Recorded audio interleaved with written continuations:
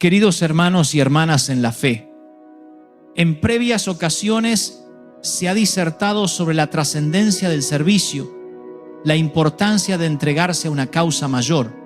Sin embargo, en este día, con la totalidad de mi ser y la más profunda convicción, deseo poner el acento en un aspecto fundamental, un pilar que a menudo pasamos por alto en nuestra comprensión de la vida espiritual y comunitaria. Es una verdad ineludible que todo aquello a lo que la divina providencia nos convoca, cada designio que el Altísimo traza para nuestras vidas, demanda individuos que han experimentado el quebranto, seres cuyas almas aún portan las marcas visibles e invisibles de antiguas aflicciones.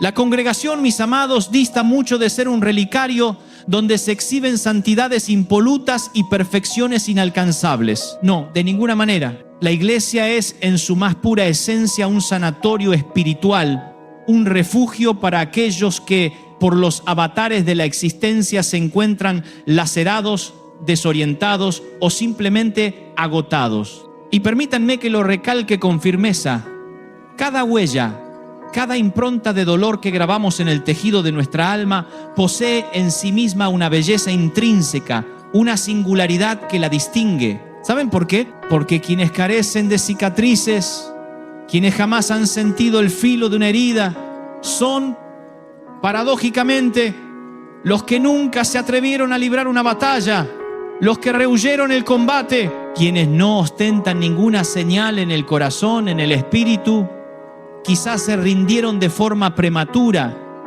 tal vez claudicaron demasiado pronto, entregándose a la adversidad sin oponer resistencia. Pero aquellos que han pugnado con fervor, quienes han persistido a pesar de los embates, esos sí que ostentan las heridas con orgullo, en su corazón, en su cuerpo, en la profundidad de su mirada, incluso en el modo en que transitan por este mundo.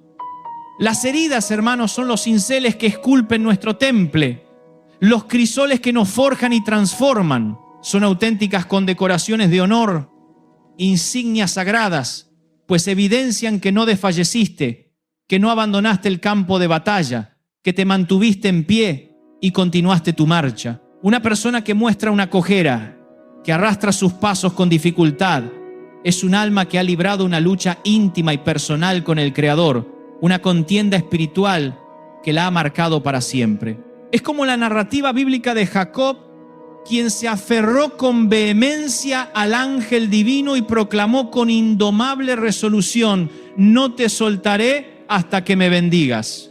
Y de aquel encuentro trascendental, Jacob emergió herido, sí, con una cojera que lo acompañaría por el resto de sus días, pero también profundamente bendecido, transformado para siempre por la gracia divina. Y de igual manera, un vasto número de nosotros nos encontramos en una situación similar. Hay individuos en esta congregación que han transitado por el dolor de matrimonios deshechos, por la frustración de emprendimientos que naufragaron, por la desolación de hogares donde fueron abandonados por aquellos a quienes la sangre los unía, por la punzante indiferencia de sus seres más queridos, por años de discriminación y un rechazo que caló hasta los huesos. Y lo más insidioso de estas laceraciones es que a menudo son invisibles a la vista, no se manifiestan en el exterior, pero están incrustadas, grabadas con fuego en lo más profundo del santuario del alma. Algunas almas, ante tales pruebas, optan por el amargor, se anclan en el resentimiento y la desilusión,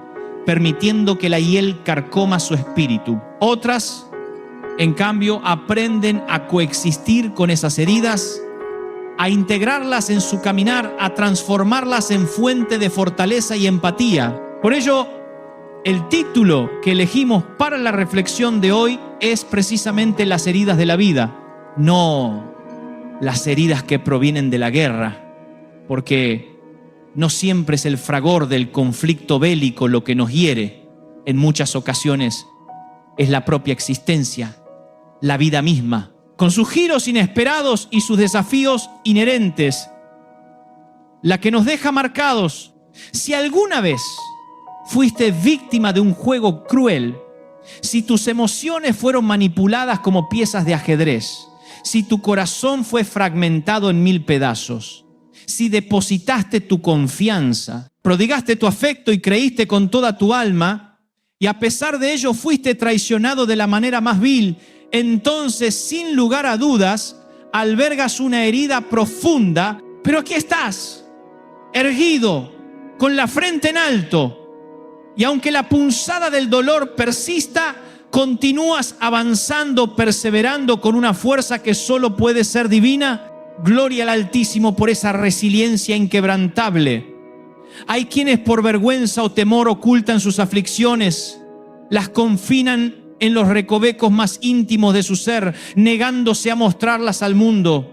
Otros, en un instante de liberación y rendición, un día ya no pueden más con el peso del silencio y proclaman con una valentía conmovedora: este soy yo, con todas mis heridas a cuestas, pero sigo aquí, presente y luchando. Y eso, mis queridos amigos, es lo que verdaderamente importa, lo que tiene un valor incalculable.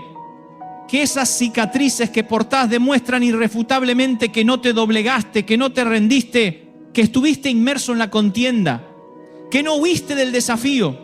Ahora escúchenme con atención, porque esto es crucial. En el ámbito militar, ningún ejército digno de tal nombre abandona a sus soldados heridos en el campo de batalla.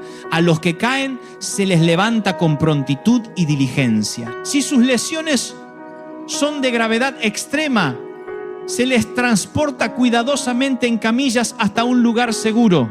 Y si lamentablemente perecen en el cumplimiento de su deber, se les despide con el más alto honor, cubriendo su féretro con el estandarte de la nación a la que sirvieron con devoción. No olvides unirte a la comunidad de Corazón a Cristo para que esta luz siga brillando. Pero la iglesia, y esto lo digo con una profunda tristeza y un genuino dolor en mi corazón, en demasiadas ocasiones se convierte en el único ejército que paradójicamente arremete contra sus propios heridos, los vulnera aún más en lugar de sanarlos. Y eso, amados hermanos y hermanas, es una situación intolerable, una contradicción flagrante con el espíritu de compasión y misericordia que debería caracterizarnos. Cuando alguien tropieza y cae, no debemos señalarlo con el dedo acusador.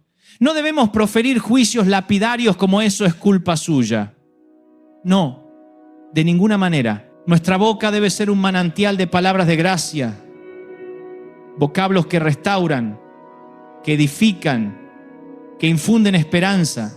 Porque si un hermano o una hermana se desploma, nuestra misión es acogerlo, brindarle un abrazo que consuele y prodigarle los cuidados necesarios para su pronta recuperación. Porque la iglesia y cualquier congregación que aspire a ser genuina y verdadera debe operar como un sanatorio para el alma, un espacio donde el bálsamo de la gracia divina sea derramado sin reservas. Aquí, en este lugar de encuentro espiritual, convergen personas que han vivido el desgarro de un divorcio, individuos que atraviesan la encrucijada de crisis matrimoniales que amenazan con desintegrar su unión, padres y madres que luchan con el desafío de hijos rebeldes, almas que se sienten rotas por dentro, pero que a pesar de todo mantienen la inquebrantable determinación de buscar a Dios con fervor. Y esa perseverancia, esa sed de lo divino en medio del quebranto, es lo que verdaderamente posee un valor inestimable. No estamos aquí para acariciar el pecado, para minimizar su gravedad o para proclamar que carece de importancia. Lo que afirmamos con total convicción es que este es el punto de partida, el umbral donde comienza el proceso de recuperación, el lugar donde el Todopoderoso inicia la sanación de tu alma herida, de tu historia marcada por el dolor, de tu corazón lacerado. Y nadie, absolutamente nadie, tiene la potestad de condenarte. Porque, escúchame bien, con la más absoluta certeza, todos, sin excepción, llevamos heridas.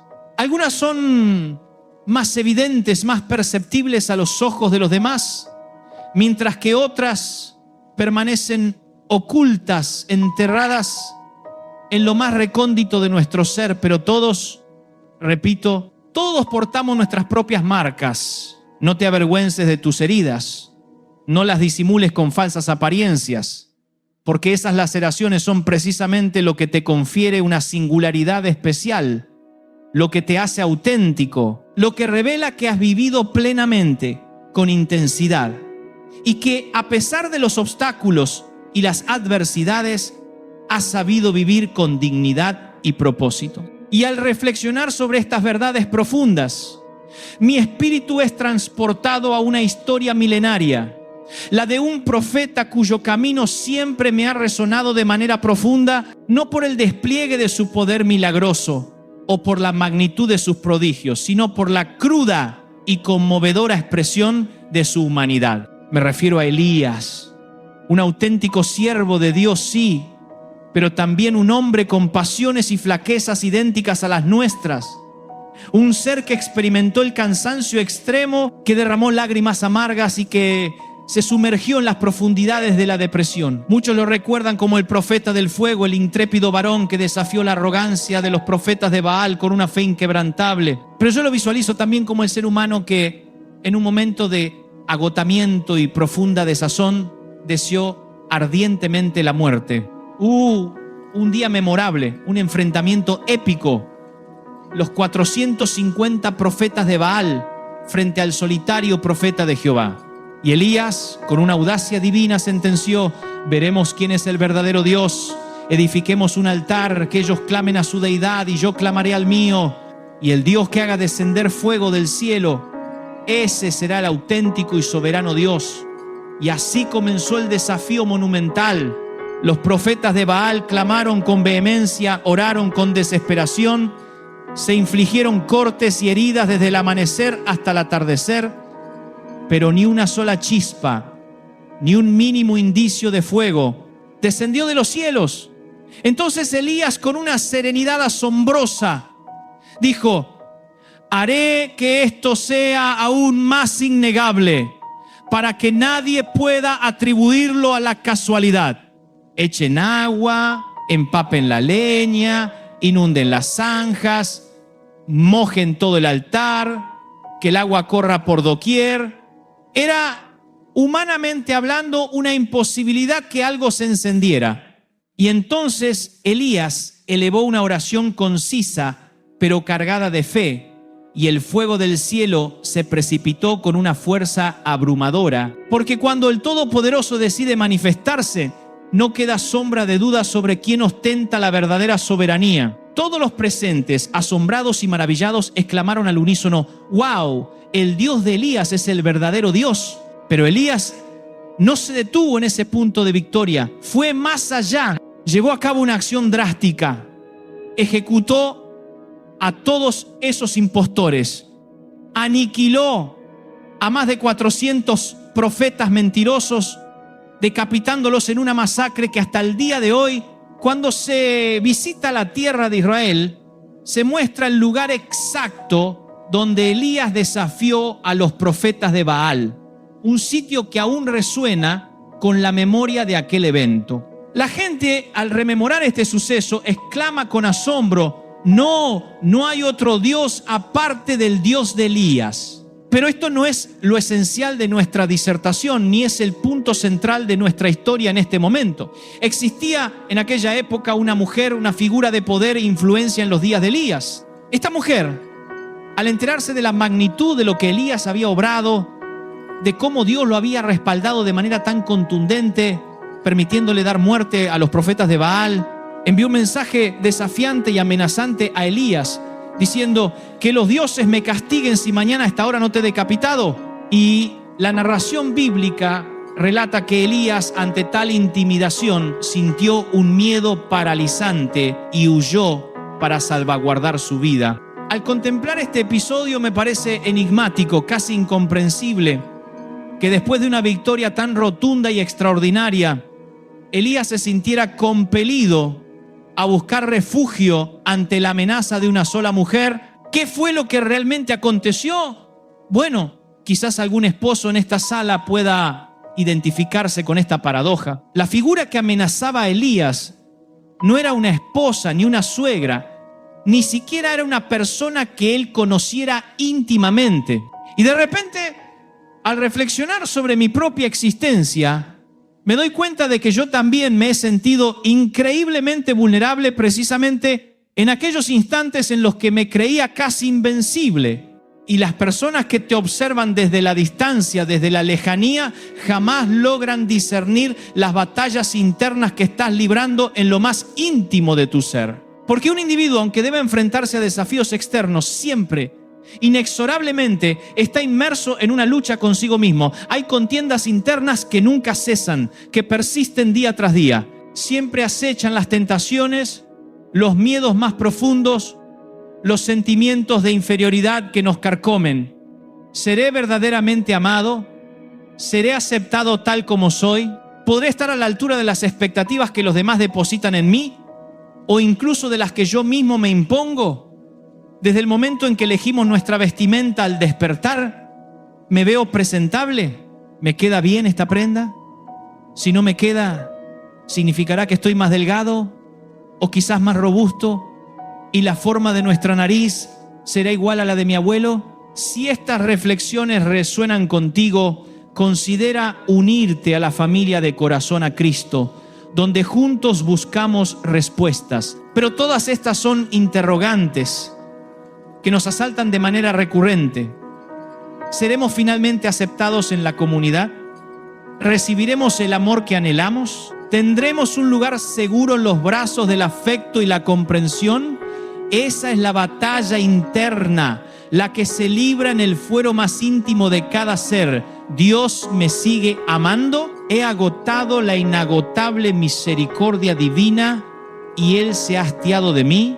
Creo firmemente que cuando alguien huye, como lo hizo Elías en su momento, no lo hace tanto para salvar su vida física, sino para escapar de su propia existencia, de la realidad que lo agobia, de los fantasmas que lo persiguen desde dentro.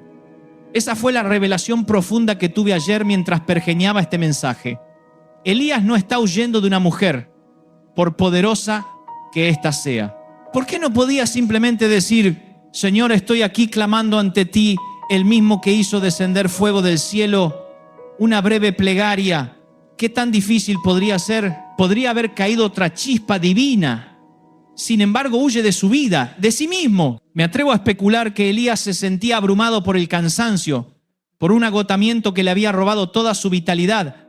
Estaba de alguna manera cansado de sí mismo. Hay momentos en la travesía vital, como lo mencioné en el servicio anterior, en los que uno experimenta un profundo hastío de su propia persona. Muy a menudo, en esta existencia, me siento más exhausto por mi propio ser, por mis propias luchas, que por las circunstancias externas. Me siento agotado. He procurado vivir una vida impregnada de valentía, una existencia audaz, tomando decisiones que reflejan mi fe a lo largo de los años. Pero en muchas ocasiones, debo admitirlo con humildad, he intentado evadirme, esconderme de todo, huir de la responsabilidad, y quienes me observan desde fuera piensan: oh, Él quiere estar con nosotros, pero luego también anhela alejarse de la congregación, distanciarse de la familia. A veces uno se siente cansado de sí mismo y resulta irónico que aquellos que nos observan desde una perspectiva externa a menudo nos perciban como héroes, como figuras de fortaleza. Ven la historia de Elías reflejada en mí, en mis momentos de mayor esplendor. La condición humana es así, compleja y contradictoria. Pero cuán hermoso es cuando la mano de Dios te utiliza, conduciéndote de triunfo en triunfo, de victoria en victoria. Es verdaderamente conmovedor. Y a veces la gente transita por la vida en una profunda soledad, enfrentando batallas internas que otros ni siquiera pueden imaginar. Sin embargo, cuando te ven en tus momentos más luminosos, no tienen la más remota idea de cómo estás viviendo en realidad, ni de lo que te está aconteciendo en tu fuero más íntimo. Carecen de toda noción. A menudo perciben una imagen de perfección, un modelo impecable, sin saber que en muchas ocasiones te encuentras sumido en la tristeza, atravesando situaciones de profunda dificultad. Solo perciben las victorias que aparentemente conquistas para los demás. Además, Somos nutridos, educados y modelados en el seno de una sociedad que te adiestra implacablemente a disimular tus aflicciones, a esconder tus heridas. Te inculca: no muestres tu verdad, no hables de tu autenticidad, pues eso debilitará tu poder. La gente no te respetará si confiesas tus luchas y tus debilidades. Y a partir de esa premisa, desde la coronilla de la cabeza hasta la punta de los pies, todos construimos una fachada, una imagen postiza, una máscara que en algún momento te consume por completo y te agota irremediablemente. Te sentirás exhausto, como Elías, quien después de una victoria tan monumental se encontró sin fuerzas, huyendo de todo. Y la gente se pregunta con perplejidad: ¿qué le estará sucediendo a este hombre? Elías elevó una plegaria que sinceramente no se esperaba de un profeta de su calibre, y menos aún después de un triunfo tan rotundo. Dijo: Señor, estoy cansado. Señor, estoy exhausto. Quita mi vida, porque no soy mejor que mis antepasados, no he podido superarlos. Y se recostó bajo un arbusto, sumiéndose en un sueño profundo y desesperado. Elías anhelaba dormir y jamás volver a despertar, suplicando a Dios que le concediera una muerte piadosa, como una inyección letal que pusiera fin a su tormento. ¿Y qué creen que hizo Dios? La mayoría de ustedes conoce esta historia, pero si no, presten atención. ¿Acaso Dios dijo: este hombre no merece seguir siendo ungido? Cualquiera podría bailar y proferir tal cosa, pero un líder no se vuelve pusilánime por el cansancio. ¿Acaso Dios le quitó la unción, lo despojó de todo y sentenció: ¿se acabó? No. El Señor manifiesta bondad, compasión inmensurable. Lo más conmovedor es la ternura que se revela en las páginas de la Sagrada Escritura, porque en lugar de juicio y condena, en lugar de reprensión, Dios envió a un ángel. Elías, después de su lamento: estoy desanimado, quiero morir, qué vergüenza si pudiera suicidarme. Dios envió a un mensajero celestial, lo despertó y le dijo: Elías, niño, aquí. No hubo una palabra de reproche. Creo que Dios es infinitamente bueno. Le dio un suave empujón, una sacudida, como un padre amoroso. Me encanta el Dios de los desayunos. Amo la imagen de Dios cocinando un pescado para Pedro, después de la amarga traición de este, a la orilla del mar de Galilea. Me agrada ver a Dios en el rol de un chef preparando sustento. Es la imagen más cercana a la de un padre proveedor. Enséñame a orar, Señor. Y Dios responde: oraréis así: Padre nuestro que estás en los cielos, santificado sea tu nombre, venga tu reino, hágase tu voluntad en la tierra como en el cielo. El pan nuestro de cada día, dánoslo hoy, y perdona nuestras deudas. No hay una secuencia que establezca: primero resuelve tus deudas y luego come el pan. No, primero el pan. Nunca un hijo pierde el derecho inalienable a consumir el pan de vida y a beber del agua que calma la sed para siempre. Nunca. Nunca perderás ese privilegio. Esa es la esencia de la gracia de Dios. Eso es lo que es. Por eso me complace tanto que el ángel le haya proporcionado alimento. No hubo una sola palabra de reproche, no hubo un desafío. No le dijo: pero ¿por qué estás desanimado, hombre? ¿Qué te ha sucedido si habías matado a los profetas de Baal? No, el ángel le dio de comer. Pero Elías estaba tan abatido que después de alimentarse volvió a recostarse, vencido por el cansancio, por el agotamiento, porque se había quedado sin una pizca de energía. Y luego el ángel regresó por segunda vez, y en esta ocasión le brindó una información más crucial, una dirección para su camino. Le dijo: vamos, come, porque un largo viaje te aguarda. En el reino de los cielos nadie acepta tu renuncia, ¿verdad? Puedes sentirte agotado, puedes estar desanimado, podrías incluso decir: soy tal como mi padre. Pero la respuesta de Dios es: aún así seguiré utilizándote. Y el Señor te dice: serás como tu madre, pero yo seguiré usándote, seguiré bendiciéndote. Así que come. Si deseas seguir explorando las profundidades de la fe y recibir más mensajes inspiradores, te animamos a suscribirte a Corazón a Cristo.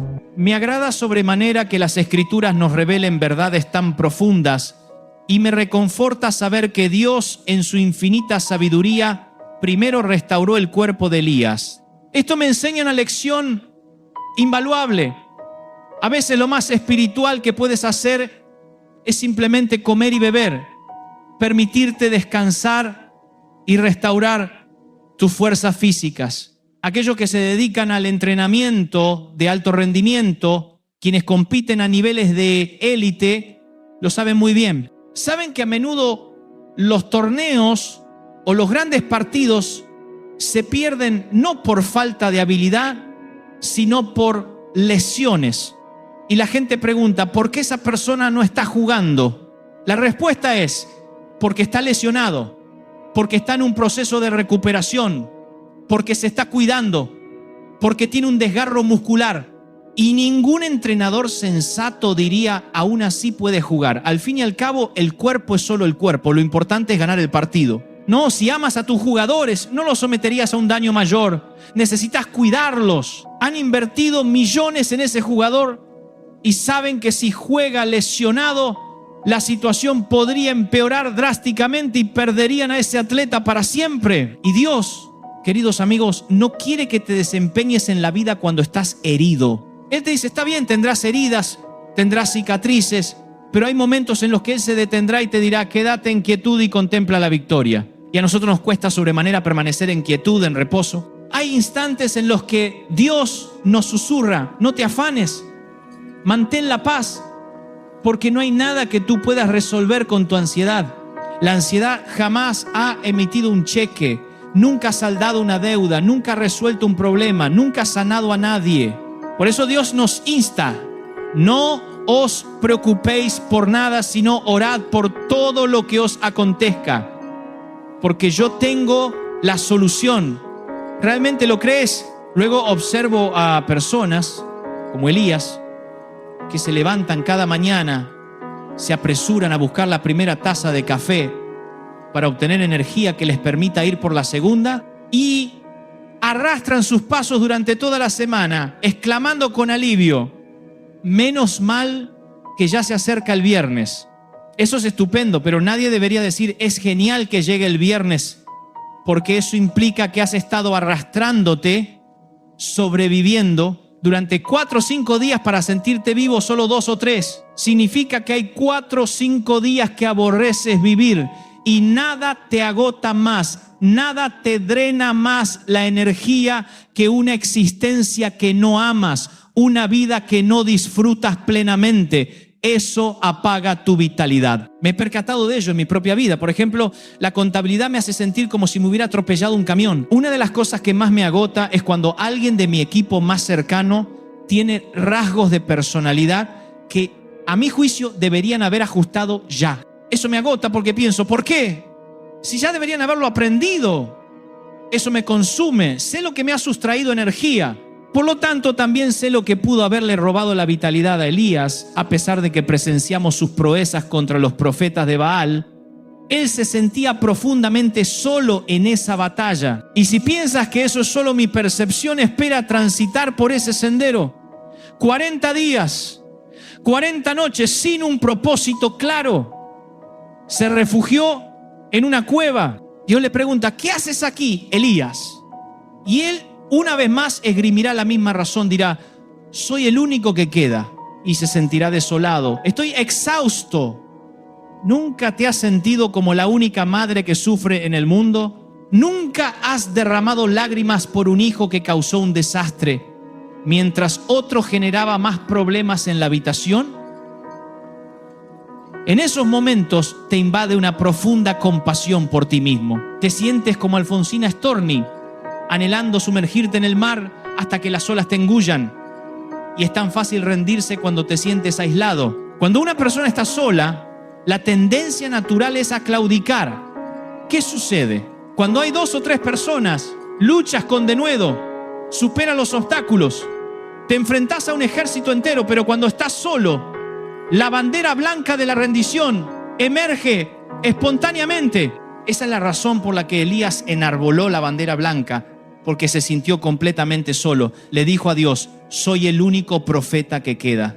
Creo que nada despoja más la esperanza que la sensación abrumadora de soledad. Eso es profundamente agotador. Cuando te sientes solo, te sientes cansado. Señor, me siento solo. ¿De qué me sirve haber aparecido en todas las redes sociales habiendo aniquilado a los profetas de Baal. Si esos me gustan las redes sociales y esos supuestos amigos que me siguen no están a mi lado cuando necesito una palabra de aliento, ¿qué hace Dios? Dios observa a Elías y le dice, estoy contigo. Pero ¿cómo puede Dios demostrar que está con él si ni siquiera el fuego del cielo fue suficiente para infundirle esa certeza? Uno pensaría, si el fuego del cielo desciende por mi oración, ya no tendré dudas de que Dios está conmigo. No, es lo que la gente me dice. Un joven me comentó recientemente, estoy predicando en un estadio abarrotado.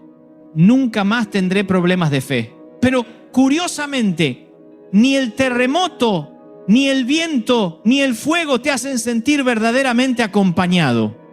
Y así Dios se convierte en ese ejemplo práctico. Exactamente. Un viento huracanado se desató. Así lo narra la palabra de Dios. Y hubo un viento tan impetuoso que desgarró las montañas y pulverizó las rocas, y Dios no se encontraba en el viento. Luego sobrevino un terremoto y Él tampoco estaba en el terremoto. Después un fuego devorador y Él tampoco se hallaba en el fuego. Entonces, ¿dónde reside Dios? Y Dios se manifiesta en el susurro apacible, porque es lo único que puede colarse sigilosamente dentro de la cueva, penetrando en el alma quebrantada. Así que Dios pregunta, ¿qué haces aquí? No, Él no pregunta qué haces allá, sino sal, ¿qué haces aquí? Esa es la pregunta primordial. Si logras caminar en el delicado susurro de Dios, ese será el momento en que nunca más te sentirás solo, cuando Dios, a pesar de tus heridas y tus cicatrices, te abrigue con su amor incondicional. Me gusta eso, ¿verdad, soldado? Luego, en la Segunda Guerra Mundial, todos los jóvenes, los amigos, se rindieron ante el enemigo. Los nazis estaban masacrando a los soldados y él se refugió en una cueva elevando una oración desesperada a Dios. Señor, te ruego que envíes un terremoto, algo que mueva una piedra y cubra la entrada de la cueva para que no me encuentren. Porque él veía a los soldados enemigos desplazándose de cueva en cueva, disparando sin piedad, buscando a quienes se escondían, y pensaba, me matarán, me matarán. Señor, envía una roca, un ángel que cubra la cueva. Y en ese instante vio una araña descender y comenzar a tejer su telaraña con minuciosa lentitud. Y el soldado, con cierta ironía y desilusión, dijo, yo creo en Dios. Estoy pidiendo una roca monumental y Él me envía una araña. Una telaraña no me protegerá de la muerte. Y la araña continuó tejiendo durante más de una hora, con una paciencia divina. Los soldados enemigos pasaron por allí, miraron hacia la montaña, divisaron la entrada de la cueva y dijeron, no creo que haya nadie aquí porque hay una telaraña intacta. Así que prosiguieron su camino. Y la vida del soldado fue salvada por la aparente insignificancia de una telaraña. No estamos habituados al susurro de Dios. Las telarañas nos parecen tan triviales. Siempre anhelamos aferrarnos al fuego y a los terremotos, pero no todo fuego, no todo despliegue de poder, así como no todos los terremotos que Dios puede generar harán que las personas lo amen verdaderamente. Por lo tanto, cuando Dios obra un milagro, a menudo dice, no cuenten esto no es lo importante. No quiere que quienes buscan milagros se enfoquen únicamente en el fuego, los terremotos y el viento, en lo espectacular y lo grandioso. Cuando la multitud se acercó a Jesús, Él elevó la exigencia de seguirle y dijo, miren, el Hijo del Hombre no tiene dónde reclinar su cabeza. Quien me siga deberá soportar grandes padecimientos, deberá morir a sí mismo. Y la multitud comenzó a murmurar, a endurecer su corazón, diciendo, ¿quién puede escuchar una palabra tan dura como esta? Uno de los discípulos le inquirió al Señor, ¿por qué no hablas de cosas agradables, de convertir el agua en vino? ¿A quién no le gusta el vino? ¿Por qué no te refieres a eso? Eso sería mucho más motivador. Eso atraería a más personas a la multitud. Y él nos respondió, ¿quieren irse? Porque solo un susurro ha traído la verdadera comprensión. Alguien se acerca a ti y percibe tu herida. Alguien se aproxima y te abraza con ternura, diciéndote, todo estará bien. Y es ahí, en ese susurro de amor y compasión, donde Dios se manifiesta plenamente. Pero Elías se sentía solo. ¿Por qué razón te empeñas en enfrentar el fracaso en solitario? Es fácil rendirse cuando crees que estás luchando exclusivamente por ti mismo. Cuando te convences de que estás solo, las fuerzas flaquean. Hay batallas que debes librar con valentía, hay cicatrices que debes mostrar con orgullo, y huir de la batalla es simplemente posponer lo inevitable. Es prolongar un sufrimiento que de todos modos deberás afrontar. Debes avanzar con determinación. Sé que hay individuos que han estado huyendo durante toda su vida, siempre escapando de algo, de alguna realidad incómoda, de algún desafío ineludible. Moisés huyó de Egipto durante 40 años. ¿Crees que fue una mera casualidad que lo criaran como un egipcio? ¿Qué fue lo que llevó a un hombre educado al lado del faraón, que conocía el idioma de la corte, que sabía comportarse como un príncipe, que dominaba la espada, que fue criado como un guerrero a orillas del Nilo, a tener que ocultarse durante 40 años en la vastedad del desierto? Pensó que toda la primera etapa de su vida había sido un error, un desvío sin sentido. Pero no fue un error. Fueron precisamente esas experiencias, esas heridas, las que lo capacitaron, lo moldearon para convertirse más tarde en el libertador, el príncipe de Israel. Todo lo que aprendió en su juventud, en su formación, fue diseñado con una precisión divina para un momento crucial como aquel. Tus heridas te han hecho fuerte, y en momentos de desolación sentirás mis susurros, mi presencia reconfortante. ¿Crees en esta verdad?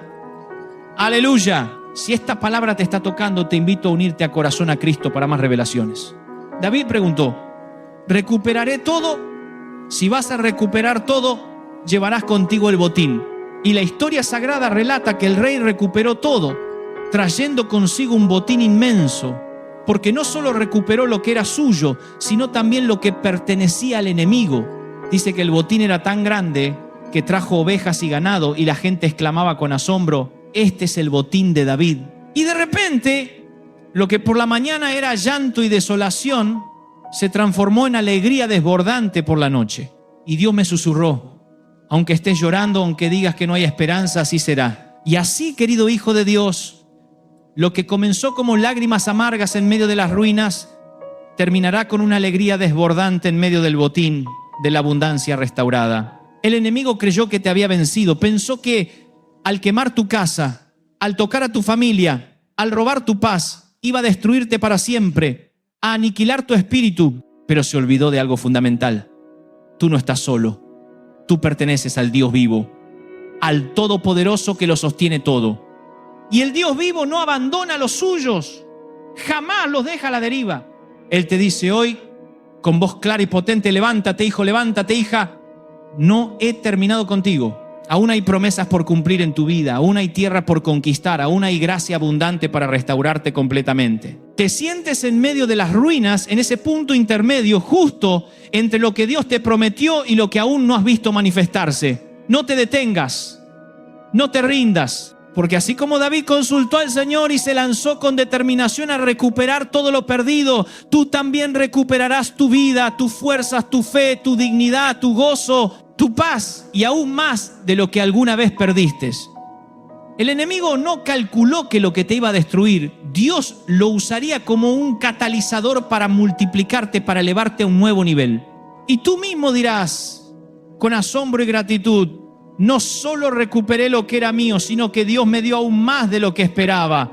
Hoy comienza tu retorno triunfal.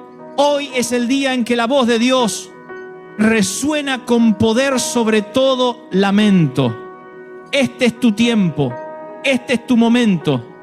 Este es el año de tu recuperación absoluta. Así que levántate, sacúdete las cenizas del pasado, ponte el manto del Espíritu y camina con firmeza en dirección a tu victoria, porque el cielo ya lo ha decretado. ¡Amén! Si este mensaje ha encendido una chispa en tu corazón y deseas seguir creciendo en la fe, suscríbete a Corazón a Cristo para nunca perderte lo último y caminar juntos hacia la plenitud. Hasta la próxima.